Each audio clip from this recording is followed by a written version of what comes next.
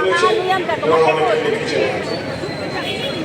ঘটনার পরিপ্রেক্ষিতে যেটা জাস্টিস যেভাবে উল্লেখ হচ্ছে, যেভাবে ন্যায়ের দিকে যাচ্ছে, আমার মনে হয় এখনই আপনারা শুনলেন যে জনবিস্ফোরণ, এই জনবিস্ফোরণের যে একটা স্ফুলিঙ্গ কিভাবে এখানে এফেক্ট করলো।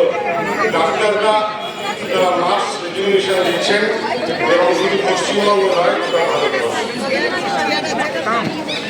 এইবার সত্যিই দেখা যে কারা এই হসপিটালটা চালাবে।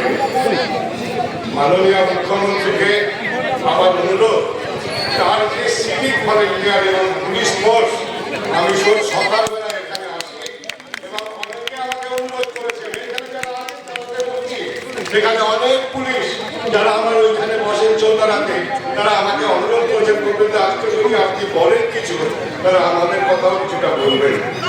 আমি বলবো, কি বলবো বলো তো ভাই, তোমাদের কথা কি বলতে পারি?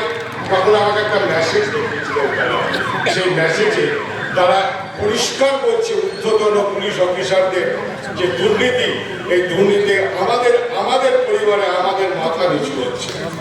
এই পাশাপাশি